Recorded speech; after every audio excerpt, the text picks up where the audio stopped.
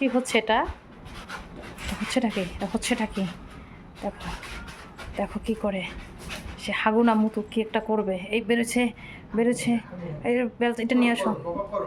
অনেক কষ্টে বেরোচ্ছে, কষা বেরোচ্ছে বেরোচ্ছে। এই যে বেরোচ্ছে, দেখো তো হাগু করার স্টাইলটা দেখো তো কি সুন্দর করে হাগু করতেছে।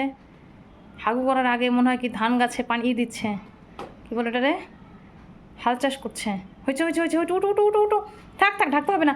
এই এত দামি জিনিস ঢাকা ঢাকতে হবে না। দেখছি মা দেখছি।